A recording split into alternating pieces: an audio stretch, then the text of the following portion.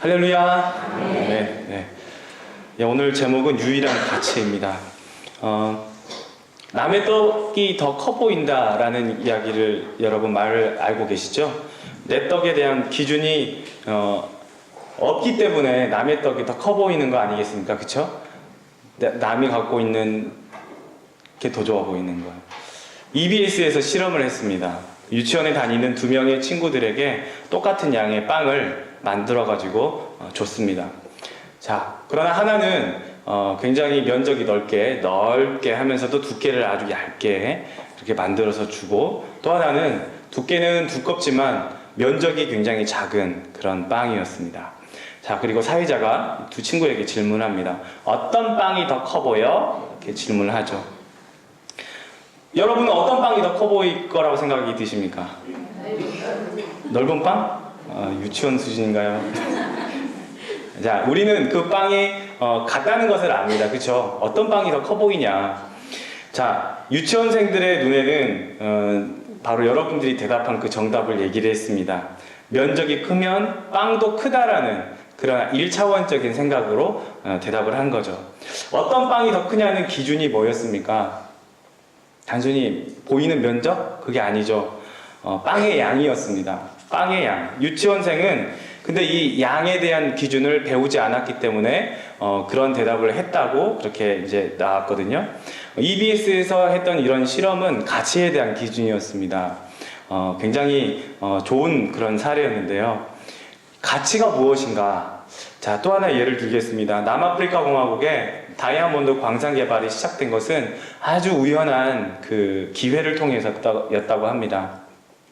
한 상인이 이 남아공의 어느 마을에 머물렀을 때 선반 위에 광채를 바라보고 있는 커다란 돌멩이를 보고 깜짝 놀랐습니다. 그리고는 상인이 이 주인에게 얘기를 했대요. 저 돌멩이는 누구의 것입니까? 그랬더니 저것은 내 아들이 산에서 주워온 것입니다. 상인이 주인에게 부탁했습니다. 내가 좋은 장난감을 하나 만들어 줄 테니 저 돌멩이를 내게 주지 않겠소.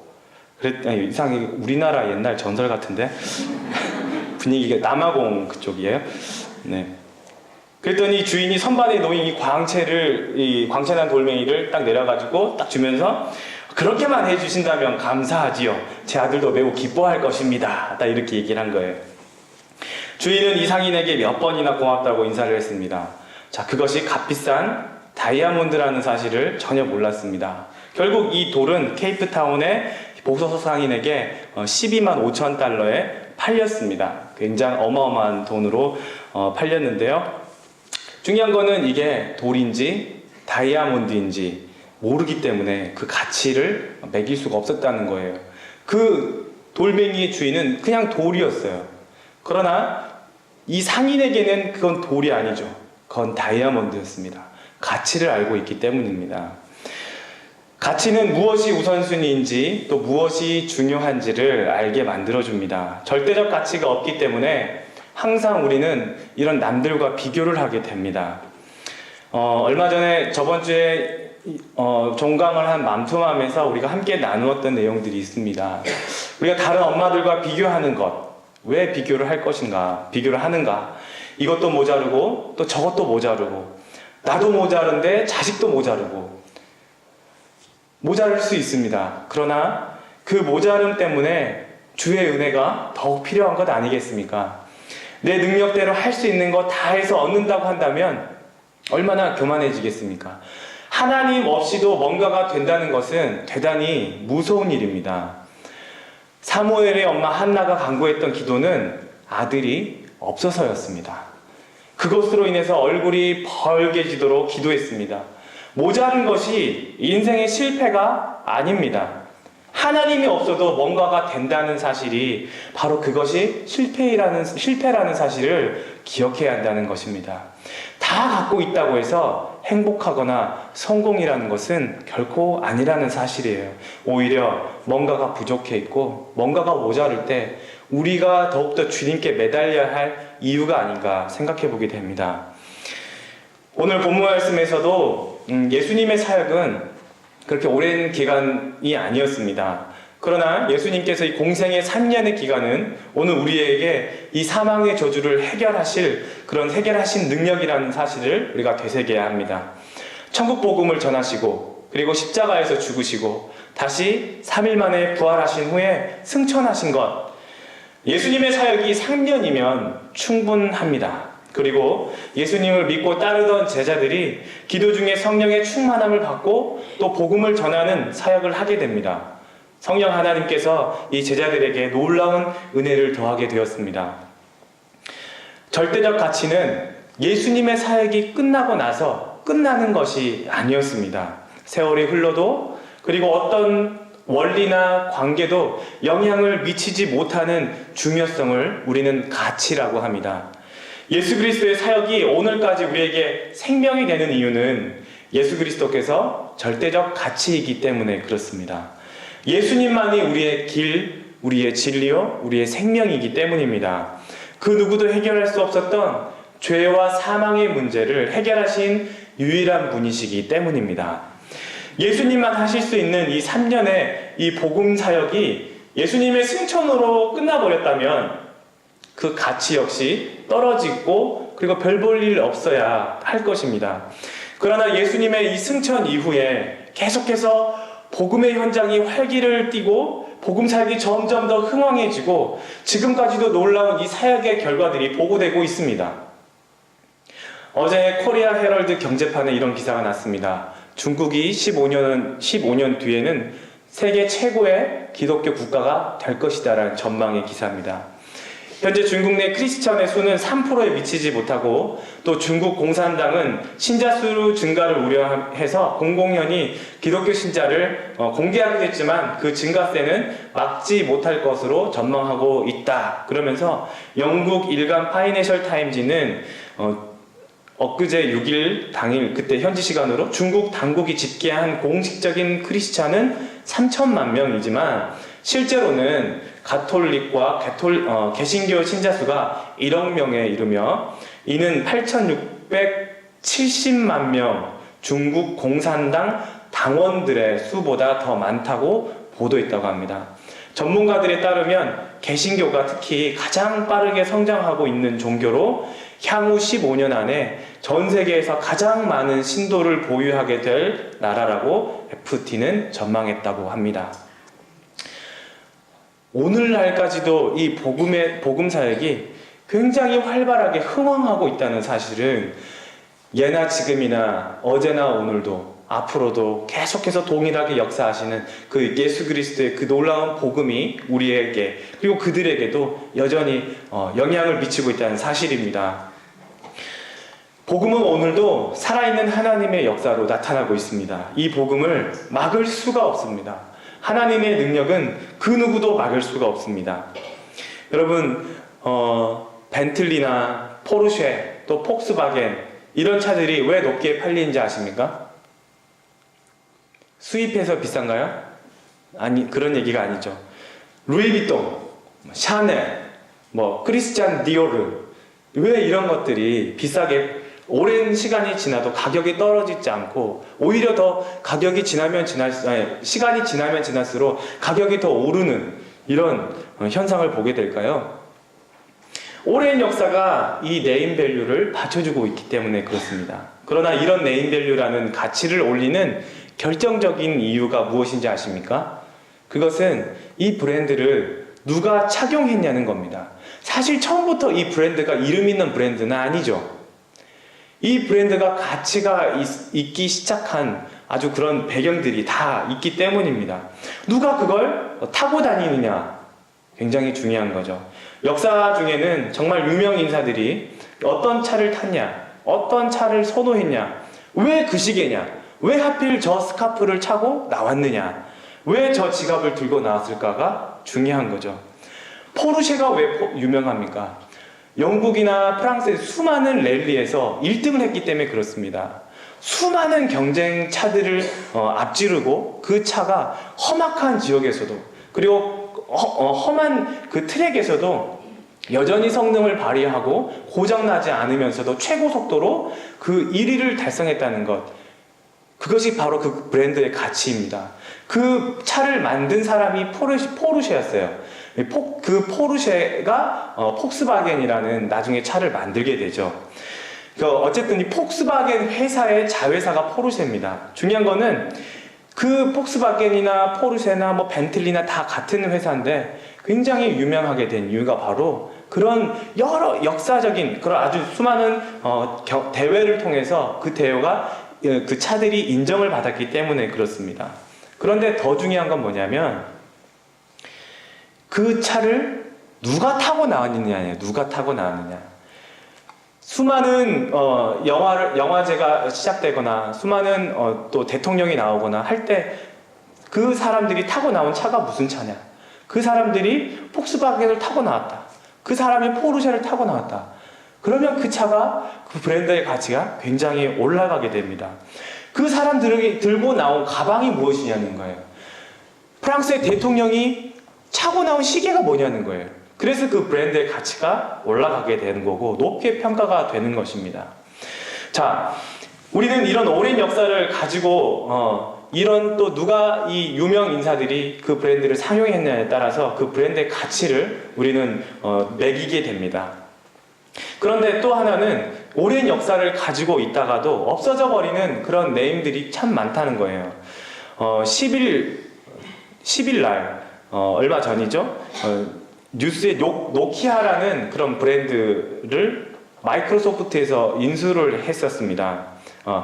인수를 예전에 했었는데 그 마이크로소프트에서 노키아라는 브랜드 이름을 우리는 아예 이제 버리겠다 이런 공식 발표를 했었습니다.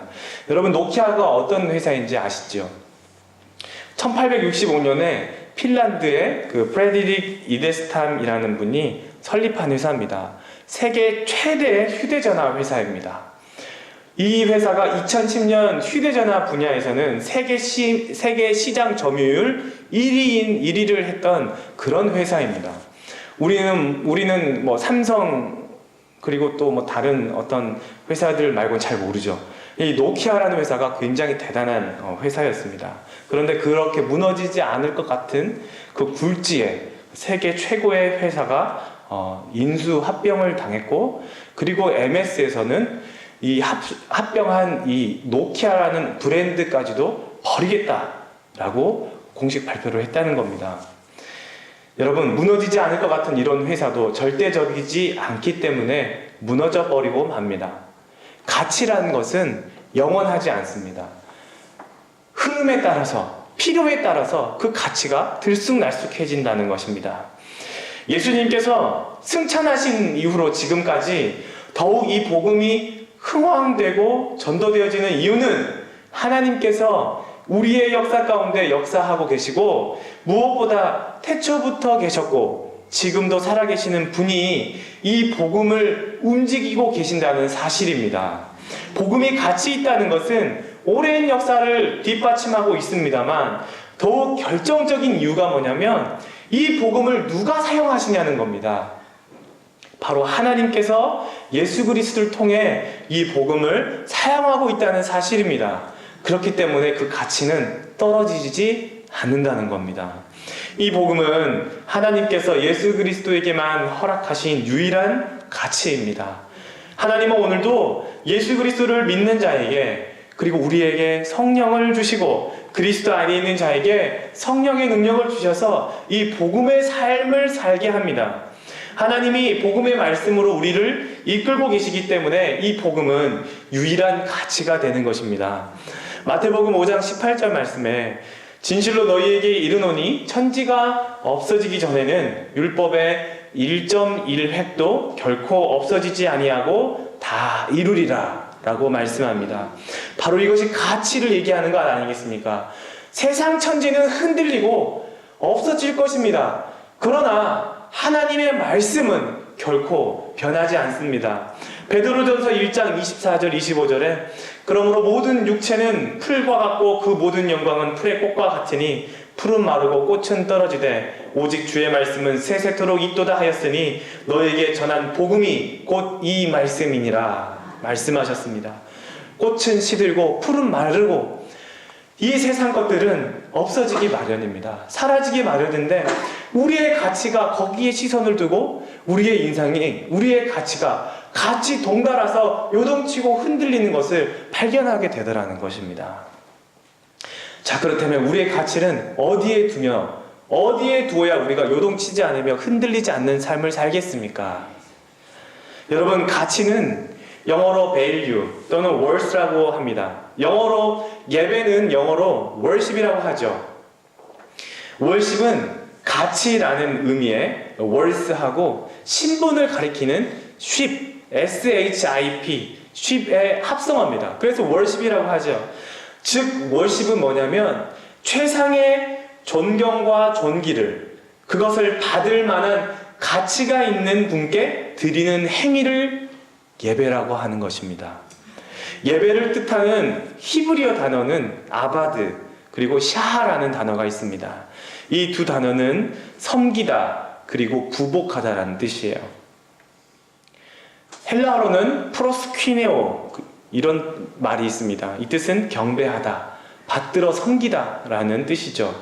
이것은 모두 다 종이 주인을 섬길 때 사용하는 단어입니다. 당시의 종들은 노예 신분이죠. 그들은 무릎을 꿇어서 주인의 발에 입을 맞추고 경배합니다. 아니면 주인이 멀리서 나타났을 때 이 종들은 주인 앞에서 아예 땅바닥에 엎드립니다. 그들은 주인에게 경배드리는 순간 땅바닥에 엎드려서 없어져 버립니다. 그들의 몸도 인격도 보이지 않습니다. 오직 주인만 보입니다. 예배는 경배하는 사람은 없어지고 하나님만 온전히 드러나게 되는 그런 행위인 것입니다. 하나님 앞에 온전히 엎드려 부복하는 행위, 그것이 바로 예배라는 겁니다. 그분 앞에 최상의 가치를 어떻게 드리느냐? 우리는 예배 드릴 때 지금 우리가 이렇게 약식으로 예배를 드리지만 참으로 우리가 하나님 앞에 경배하고 주님을 최상으로 섬긴다라고 표현할 때 우리는 땅바닥에 다 엎드려 예배 드리지 않을 수가 없다는 사실입니다. 그런데 우리가 예배 드리면서도 이 자리에 이렇게 앉아 있으면서도 우리는 하나님 앞에 우리의 갖은 앙탈을 부리고 갖은 불만을 표출하면서 하나님, 저 말씀은 누가 드려야 됩니다. 또는 하나님, 나는 저 말씀이 참 받아들이지 않습니다. 하면서 주인 앞에 내 모습이 자꾸 드러나 있다는 겁니다.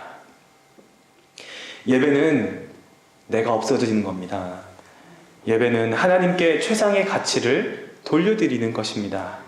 인간이 하나님께 최상의 가치를 돌릴 때 인간은 없어지고 하나님만 드러나시게 됨은 예배를 뜻하는 이 히브리어 그리고 헬라어 단어가 갖는 의미와 같다는 것입니다. 예배가 하나님께 최상의 가치를 돌려드림으로 오직 하나님만 이렇게 드러나게 하는 것이라면 그것은 구체적으로 무엇을 의미하는 것일까? 그 해답을 알기 위해서는 성경에 나타난 구약의 제사를 살펴봐야 합니다. 구약의 제사는 인간을 대신하는 제물을 죽임으로 그것을 대신해서 인간은 없어지고 하나님만 드러나게 해나는 그런 행위이죠. 예수님이 제물되어서 죽으심은 내가 없어지고 하나님만 드러나는 행위입니다. 그래서 유일한 통로가 바로 우리 예수 그리스도라는 겁니다. 하나님은 예수 그리스도 외에는 어떤 통로도 인정하지 않았습니다. 예수 그리스도로 말미암지 않고는 아버지께로 올 자가 없다고 했습니다. 세상에 좋은 가치들은 참 많습니다. 우리가 원하는 가치들, 또 바라고 생각하는 그런 대상의 가치들, 꿈꾸는 가치들, 우리가 생각하는 그런 좋은 가치들은 참 많습니다. 그러나 좋은 것과 완벽한 것은 다릅니다. 여러분에게 주어진 가치는 좋은 가치가 아니라 유일한 가치이고 완벽한 가치인 예수 그리스도라는 사실입니다. 유일하고 그리고 완벽한 이 예수 그리스도를 통해서 이 땅에서 하나님 나라를 소망하며 기대하며 살아가는 것, 그것이 바로 우리에게 허락되신 그런 복의 약속이라는 것입니다. 지금도 여러분의 인생을 이끌고 계시고 여러분의 역사 속에서 주인 되시는 예수 그리스도가 계시기 때문에 여러분의 인생 또한 가치 있는 인생이 된다는 사실입니다. 왜 내가 가치 있는 인생이냐?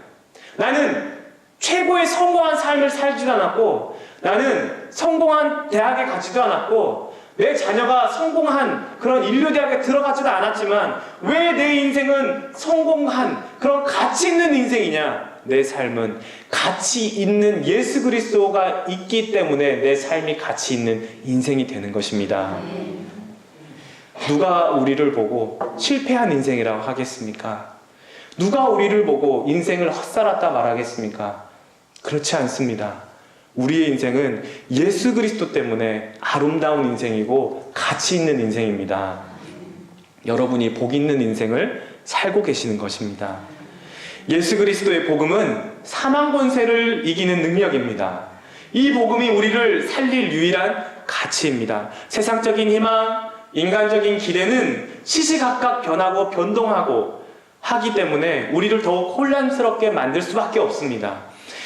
이런 이야기가 있습니다. 이 세상은 마치 어떤 장난꾼이 남의 상점에 들어가서 쇼윈도에 그리고 매대에 있는 그런 버려놓은 상품들의 정가표를 모두 바꿔놓은 현상과 같다고 할 수 있다고 말합니다.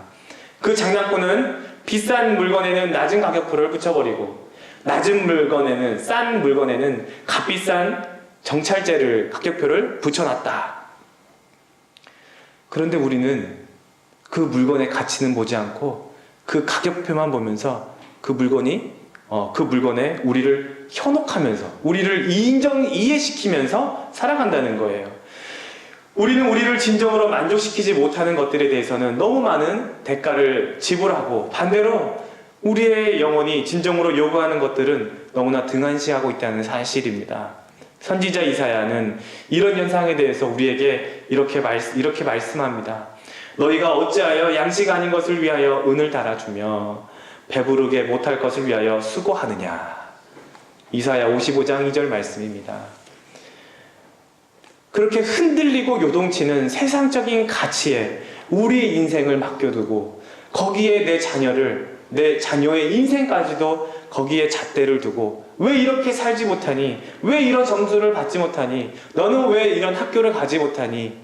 하나님 앞에 내 자녀를 두지 못하는, 내가 내 눈대로 내가 보고 싶은 대로 내 자녀의 가격표까지도 마음대로 바꿔버려서 우리의 자녀까지도 하나님을 바라보게 못하는 그런 어리석은 삶을 우리가 살지 않나 생각을 해보게 됩니다. 하나님 앞에 우리의 가치 있는 인생은 오히려 부모된 우리가, 그리고 하나님 앞에 더욱더 예수 그리스도로 바로 살아가야 하기 때문에 더욱더 우리는 예수 그리스도의 그 가치 있는 인생을 계속해서 바라보며 살아야 한다는 것입니다. 간혹 실수할 수 있을지라도 그러나 우리가 예수 그리스도에게 붙들려 살고 있다는 그 사실 자체가 가치 있는 삶이라는 것입니다. 가치 없는 것에 스스로 가치를 매겨놓고 마음대로 가격표를 바꿔놓는 그런 인생이 아니라, 그리고 또 내 주변 내가 사랑하는 사람들 중에 이렇게 스스로 자기 마음대로 가격표를 바꿔버려서 자기 마음대로 인생을 목숨 걸고 살고 있는 사람이 있지는 않습니까? 우리의 문제는 참으로 많은 변수가 있습니다. 이런 변수는 어느 것 하나 건드리기만 하면 어디서 어떤 문제가 터질지 모릅니다. 손을 쓸 수가 없습니다. 조금만 건드려도 이쪽이 터져요. 이쪽을 막으려고 하면 또 저쪽이 터져요. 이 세상의 문제, 이 세상의 변수가 바로 그런 겁니다. 그러나 우리의 문제를 내가 아니라 이 문제를 예수 그리스도 앞에 가져오면 그리스도의 십자가의 능력이 우리를 소생하게 만듭니다. 그분께서 통째로 치유하신다는 사실입니다. 부분이 아니라 그분께서 전인격적으로 모든 것을 통틀어 뿌리부터 하나님께서 치유하신다는 사실을 믿으시기 바랍니다. 이전 것은 그래서 가치가 없어집니다. 이전 것은 가치 없는 것임을 우리가 알게 됩니다. 그래서 예수를 알게 되면 이전 것은 지나갔으니 보라 새 것이 되었도다. 예수 그리스도 앞에 가지고 나오면 이전 것은 가치가 없었던 것을 발견합니다. 아, 내가 왜 저런 허망한 것에 내 인생의 가치를 두고 살았을까? 그리고 새 것이 된 인생으로 하나님 앞에 은혜가 되는 저와 여러분이 된다는 사실입니다. 예수 그리스도는 예나 지금이나 변수도 없는 유일한 가치가 되시고 우리의 소망이 되시고 유일한 능력이 되시기 때문입니다. 가치를 모르는 사람에게 그래서 이 복음을 전해줘야 하지 않겠습니까? 우리가 찬송을 부릅니다. 예수를 나의 구주 삼고 2절 주 안의 기쁨 누림으로 마음의 풍랑이 잔잔하니 세상과 나는 간 곳 없고 누구만 보입니까? 구속한 주만 보이도다. 이것이 나의 간증이요 이것이 나의 찬송일세. 우리가 이렇게 고백합니다. 주 안의 기쁨을 누리기 때문에 내 마음의 풍랑이 사라진다는 거예요. 하나님께서 내 마음의 풍랑을 통치하십니다. 그래서 내가 예수 그리스도를 믿고 있지만 그러나 여전히 세상의 풍랑은 다가오게 되어 있어요. 내가 예수 그리스도 품 안에 있지만 변수들은 여전히 작동합니다. 그러나 내가 흔들리지 않는 이유는 예수 그리스도와 함께 있기 때문에 그분이 나의 풍랑을 막아주시는 거예요. 그분이 대신 나의 풍랑을 대신 막아주시고 그분이 대신 당해주시기 때문에 나는 세상과 나는 한 곳이 없어지고 구속한 주만 보이게 되는 것입니다.